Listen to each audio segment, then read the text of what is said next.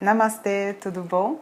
Hoje eu estou recebendo a visita da doutora Andréia Shimada, oncologista do Sírio-Libanês.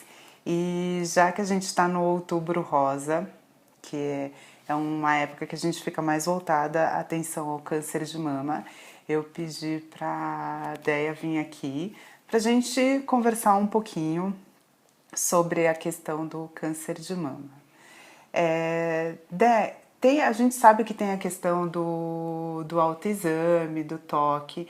O quanto realmente esse autoexame ele é importante na identificação aí do câncer? Olá pessoal, é um prazer estar aqui para falar um pouquinho com vocês sobre câncer de mama. O autoexame sempre é importante, né? Eu acho que o mais importante é toda mulher e homens também, porque câncer de mama também acomete os homens, conhecer as próprias mamas, saber o que é o seu normal, para poder, a qualquer coisa diferente que ocorrer, saber identificar e ir atrás de uma avaliação clínica, uma avaliação médica, para poder identificar alguma alteração, seja benigna ou seja algo já maligno.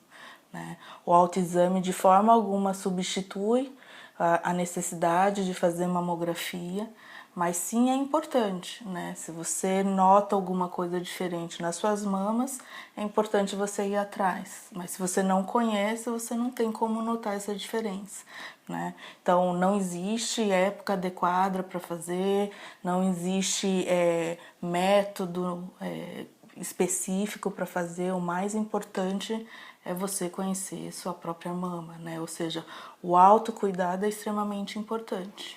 Então você quer dizer que essa questão do se tocar, de tocar a mama com uma certa frequência, ela faz parte desse exame, não quer dizer que eu tenha que fazer o exame só em outubro. Não, de forma alguma. Acho que todo mundo deve aprender a se olhar, se conhecer. Pode ser, sei lá, durante o banho diário, pode ser cada 2, 3 semanas, não tem uma frequência adequada ao ideal, né? Mas é importante saber se reconhecer. Então, de repente, está lá aquele dia que você tira para tomar um banho, eu brinco que é o banho de tirar o cascão, né? Então, aproveitar de fazer o exame, de fazer o toque. Acho que a palavra exame pode ser um pouquinho pesada, densa, mas o de se conhecer. Eu começo a entender que faz parte de um conhecer o corpo, se tocar um pouquinho, não num contexto sexual, não, mas no de se conhecer, de ter uma consciência do teu corpo como um todo. Exatamente, é extremamente importante. Saber qual o volume da mama para poder entender se alguma coisa aconteceu, se ela tá maior, se ela tá mais dura, ou se apareceu um vermelhidão, qualquer alteração diferente é importante a gente poder identificar, né? E só conhecendo a gente vai saber identificar o que é algo estranho ou diferente naquele momento. Tá? E desculpa a ignorância, mas realmente eu não tinha me tocado que a questão do câncer de mama pode também estar direcionado aos homens. Sim, a incidência é muito menor, né? O câncer de mama pode acometer 1 em cada 8 mulheres, então a frequência na mulher é muito grande mesmo, seja aos 30, aos 40, aos 50, aos 70 anos. A diferença é que de alguns bons anos para cá, isso que era um tumor de mulheres na pós-menopausa, hoje a gente vê cada vez mais mulheres jovens tendo câncer de mama, né? A incidência em homens é 1% dos casos de câncer em homem é câncer de mama, então a proporção é mais ou menos um câncer de mama para cada 100 mulheres com câncer de mama. Legal. Né, assim,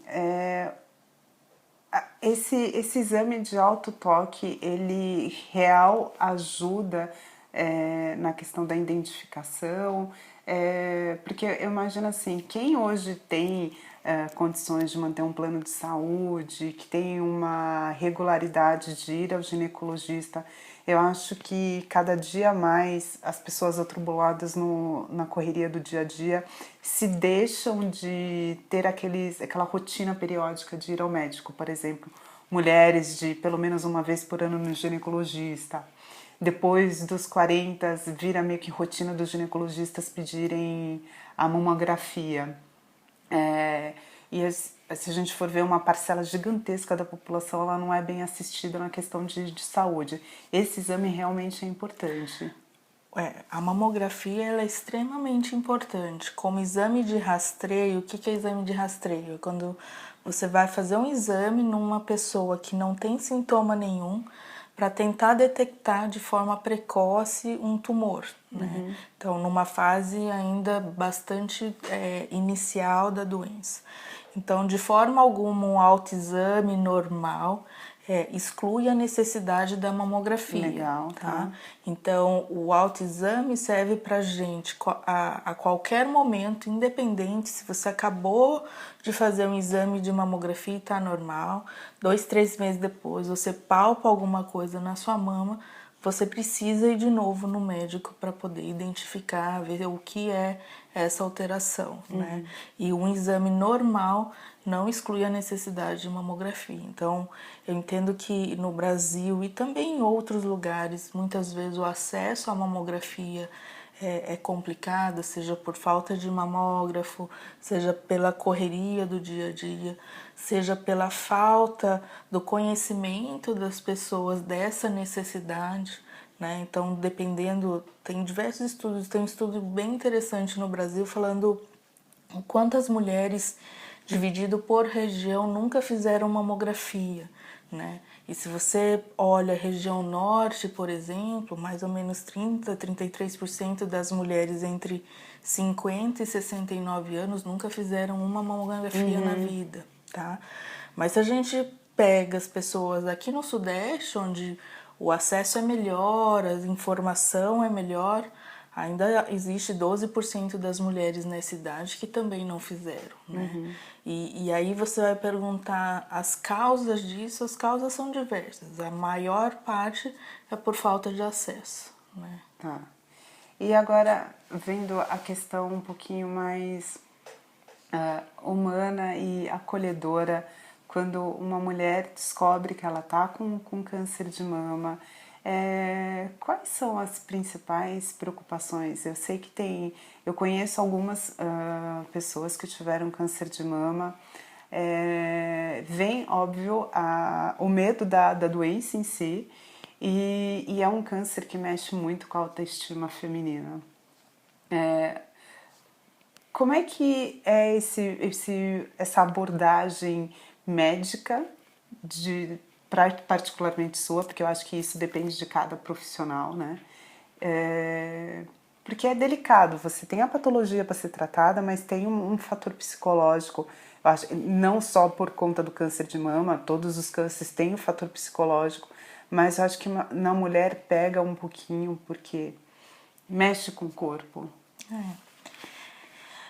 Eu acho que assim, cada pessoa é uma pessoa diferente, não existe consulta igual, né? Assim, a abordagem no diagnóstico oncológico, ela precisa ser multidisciplinar, né? Existe a necessidade desse compartilhamento. Então, em câncer de mama especificamente, a gente precisa ter o cirurgião, o radioterapeuta, o oncologista, o nutricionista, o psicólogo, o pessoal da enfermagem, todo mundo junto em conjunto para tratar daquela paciente especificamente.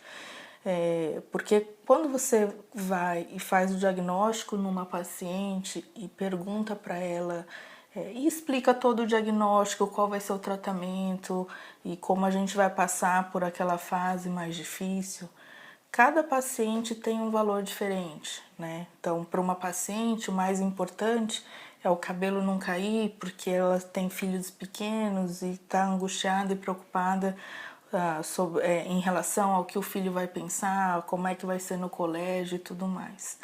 Para outra paciente, muitas vezes a preocupação dela náusea e vômito, e se ela vai passar mal, como é que ela vai conviver no dia a dia no seu escritório, porque é uma super executiva e que talvez a falta do cabelo gere uma impressão negativa no que ela precisa passar profissionalmente. Então é difícil dizer assim, cada pessoa, do mesmo jeito que eu tenho alguns valores diferentes dos seus, cada mulher no diagnóstico tem as prioridades diferentes. Então é sempre importante saber daquela paciente em específico que está na sua frente, o que ela tem de valor, o que é mais importante para ela em termos de valor, para a gente poder definir a melhor estratégia do cuidado, né? Então, não é uma fase fácil mesmo quando a gente está falando de um tumor pequeno e que essa paciente vai ser curada, né? Muito mais difícil aquela paciente que já descobriu a doença já avançada, com metástase, que o caminho vai ser bastante mais longo, mas independente do diagnóstico, seja na doença precoce ou na avançada, ter um diagnóstico de câncer é bastante complicado, né? E adoece o paciente, adoece a família inteira, né? Então não é só o paciente, muitas vezes que você precisa cuidar de todo o entorno dele, né? Então a abordagem nunca é igual para cada paciente. Eu acho que tem gente que absorve e vai bem, tem gente que cai um pouquinho, né? É natural também, imagina, se a gente tivesse um diagnóstico desse, né? É óbvio que ninguém está imaginando que uma paciente vai sair feliz, tá bom, tá tudo certo, quando a gente começa a tratar, né? Por mais que existam pacientes com essa fala, é óbvio que por dentro ela tá destruída, tá angustiada, tá com medo do que vai vir pela frente e tudo mais, né? Então, o tentar cuidar do corpo como um todo, né, e não tratar da doença, sim tratar do paciente como um todo é extremamente importante, né? Se o paciente se sente bem, se ele não tem sintoma ou tem menos sintomas e você consegue minimizar, se apesar de tudo isso ela está com uma boa autoestima, tudo isso acaba pontuando e contribuindo com o final de um tratamento bem executado. Né? Tá, e nesses. A gente tem acompanhado, inclusive tem saído alguns artigos da Organização Mundial da Saúde de terapias integrativas, o reiki, a acupuntura. Você. Eu não sei se você já tem casos que isso tem contribuído para o tratamento. Como é que você enxerga essas coisas mais holísticas que vem chegando? A medicina integrativa nada mais é do que o cuidado global do paciente, né? A medicina integrativa hoje a gente entende ela um pouquinho melhor, hoje nós conseguimos ver o quão ela é importante nesse cuidado, mas isso há muito tempo atrás já se fazia em outras, quando a gente não tinha tanto remédio para fazer, ou na medicina oriental, que a gente usa mais toda essa terapia paralela, né, que a gente fala, e tudo isso contribui de forma extremamente importante. Então, reiki, acupuntura, tudo isso acaba ajudando no tratamento, seja na náusea, seja na ansiedade, no medo, na depressão dos pacientes, né? Então, tudo que vem para somar ao longo do tratamento é extremamente importante, né? E não só isso, mas assim, ver a parte nutricional, né? Muitas vezes tem paciente que quer saber se açúcar alimenta tumor, se a dieta totalmente restrita de carboidrato vai ser uma dieta importante. E a gente precisa entender que os extremos não é bom nunca, né? Açúcar não alimenta tumor lato sensu, né? Mas é importante ter uma vida saudável, né? É importante fazer exercício, manter atividade física, é importante ter uma dieta regrada, né? É importante emocionalmente estar equilibrado, seja com uso temporário de antidepressivos, seja com terapia, seja com toda a medicina integrativa ajudando nesse papel. Obrigada, Dé, por ter topado. Não, obrigada a você. Eu acho que é extremamente importante toda a iniciativa para tentar levar a informação correta é válida. O outubro vem como uma característica, né, do câncer de mama, mas não é só outubro. A gente precisa lembrar que, em vez de ser o outubro rosa e lembrar só em outubro de que a gente precisa se cuidar, a gente entender que o ano inteiro é importante esse autocuidado, lembrar que precisa parar um pouquinho, fazer os exames de check-up, ir no ginecologista e a partir dos 40 anos fazer mamografia todo ano. Obrigada!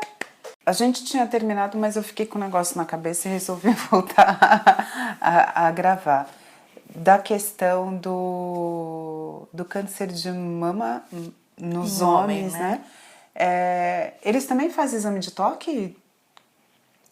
Não, então.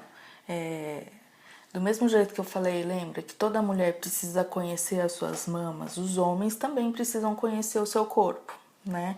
Então, por mais que seja menor, além da musculatura peitoral, o homem também tem glândula mamária, né? Então, todo homem também precisa saber, conhecer o seu tórax, as suas mamas, para qualquer alteração pequena, procurar um médico para poder ver se é alguma coisa relevante, se é alguma alteração que necessite uma investigação, tá? Lembra que é 1 a cada 100 mulheres, 1% dos casos de câncer em homem é câncer de mama. É bastante incomum, né? Mas precisa ter essa lembrança de que não é só a mulher que tem câncer de mama. Né? É isso. Tá? Então, homem não precisa fazer mamografia todo ano como mulher, até porque a incidência é muito pequena. As mulheres, 1 em cada 8 mulheres vai ter câncer de mama, a incidência é bastante grande. Tá? Mas o homem precisa saber que ele também pode ter, ele também precisa conhecer as mamas como um autocuidado. Eu vou falar que tá sendo muito difícil não fazer assim você. Antes de você. Só um parênteses aqui. Ela é. Sabe por quê? Porque eu vi essa menina estudando aqueles livros gigantões de anatomia, entendeu? E eu atrapalhava ela na faculdade, porque eu morava junto com essa pessoa. Você tem noção? Eu sou fãzaça dela. Enfim. Obrigada.